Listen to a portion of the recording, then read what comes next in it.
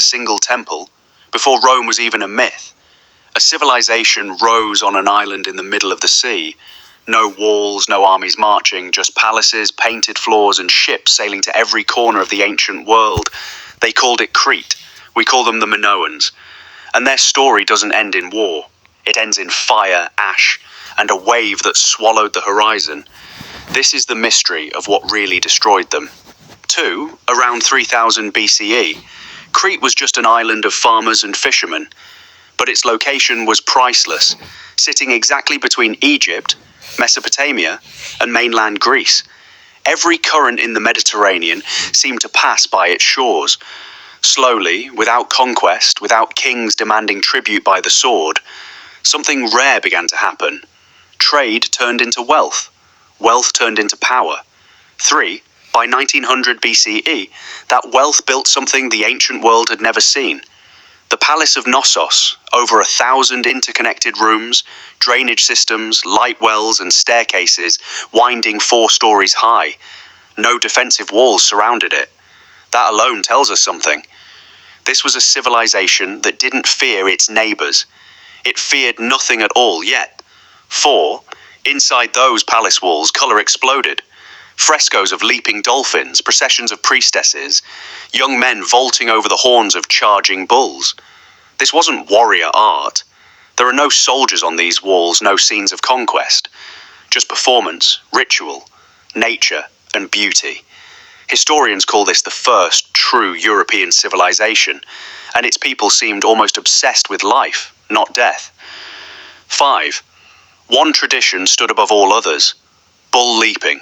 Young men and women would grab the horns of a charging bull and vault straight over its back. We still don't know if this was sport, religious ritual, or both. What we do know is that the bull was sacred to the Minoans, a symbol so powerful it would later survive in Greek myth, twisted into the legend of the Minotaur, trapped in a labyrinth beneath Knossos. 6. Minoan ships carried painted pottery to Egypt, copper from Cyprus, oil and wine across the sea. Egyptian tomb paintings even show what scholars believe are Minoan traders dressed distinctly, bringing gifts to pharaohs. This was a civilization plugged into the entire ancient economy, a Bronze Age superpower not through conquest, but through commerce. 7, and they wrote everything down. 2 scripts survive. Linear A, the language of the Minoans themselves, still undeciphered to this day and later. Linear B, used by the Mycenaeans, who eventually took over the island. Linear A remains one of archaeology's great locked doors. We can read Minoan numbers, we can read some names, but the words of the people who built this civilization are still, in large part, silent. 8. About 70 miles north of Crete, sat another island, Thera, known today as Santorini. Beneath its beauty lay something far older than the people living on it, a volcano, dormant for centuries, its violence forgotten by everyone who built their homes on its slopes. 9. The town of Crete on Thera looked almost like a smaller mirror of Crete. Multi-story buildings, drainage systems, and frescoes just as vivid. Some historians believe this was a Minoan colony, or at least deeply tied to Crete through trade and culture. Whatever it was, it thrived, and it had no idea what was underneath it. 10, sometime around 1600 BCE, the exact date still debated by scientists, the ground beneath Thera began to shake, not once, but repeatedly, for what may have been weeks. Archaeologists have found earthquake damage in Crete that was actually repaired before the final catastrophe. This tells us something chilling. The people had warning, and at least some of them used it. 11. Unlike Pompeii centuries later, archaeologists have found almost no human remains at Crete. No bodies frozen in ash. This strongly suggests the town's population evacuated before the worst came.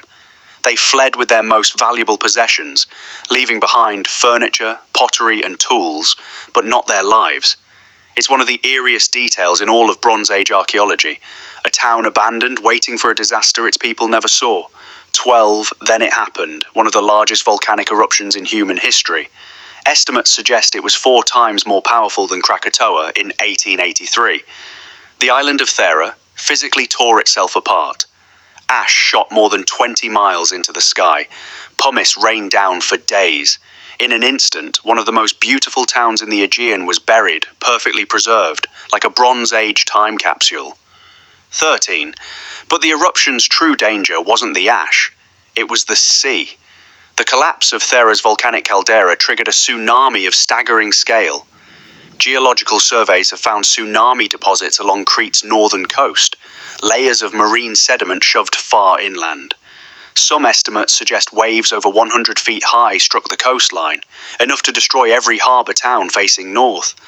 14, and Crete's economy depended entirely on its harbours, its ships, its coastal trade routes. In a single afternoon, the wave may have destroyed much of the Minoan naval fleet, the very foundation of their wealth and power. This wasn't just property damage, this was an economic execution. 15, even areas untouched by the wave weren't safe. Volcanic ash likely settled across parts of Crete, poisoning soil and disrupting harvests for seasons afterward. Some researchers argue this triggered years of reduced agricultural output, a slow famine layered on top of a sudden catastrophe. 16, here's the twist scientists have wrestled with for decades. The eruption alone probably didn't destroy the Minoans. Knossos itself shows damage, but it kept functioning for another century or more. So, if the volcano wasn't the final blow, what was? 70, the truth is, the eruption weakened the Minoans without killing them outright. Their trade networks, their fleet, their harbours, all damaged. And weakened civilizations rarely collapse alone. They get finished off by someone else. 18, across the sea on mainland Greece, a different kind of civilization was rising, the Mycenaeans. Unlike the Minoans, they built for war. Massive fortress walls, bronze weapons, a warrior culture centered on strength, not trade. For generations, they had watched Crete's wealth from a distance.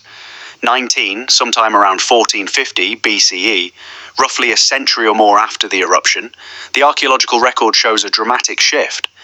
Minoan palaces across Crete were destroyed by fire, all except one, Knossos.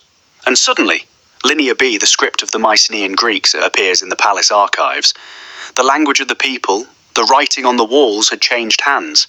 20, most historians now believe the Mycenaeans didn't just trade with the Minoans anymore, they conquered them.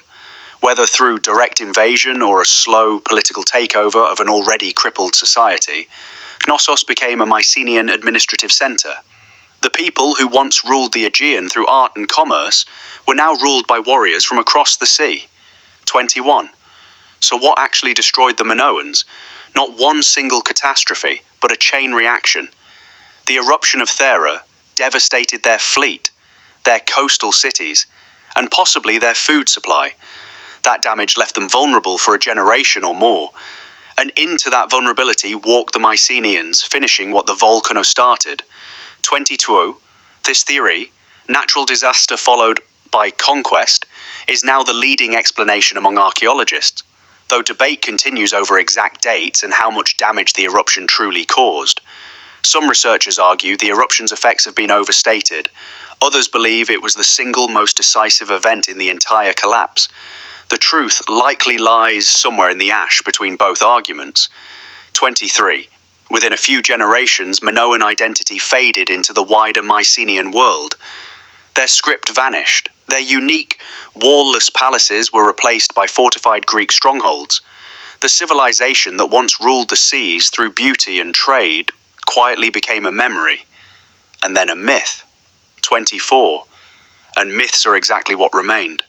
Centuries later, the Greeks told stories of King Minos, a labyrinth beneath a great palace, and a monstrous Minotaur devouring youths, sent as tribute. Historians believe these legends are distorted echoes of a real civilization. Its bull worship, its maze-like palace at Knossos, its lost power warped into folklore. The Minoans didn't just disappear, they became myth. 25. Today, the ruins of Knossos still stand on Crete, drawing visitors from around the world who walk the same stone corridors where bull leapers once performed, and painted dolphins once decorated the walls of the powerful. A volcano couldn't fully erase them. An invasion couldn't fully erase them. Their story survived in ash, in art, and in legend. If you enjoyed uncovering this mystery, follow the long walk of human history with us. Like, subscribe.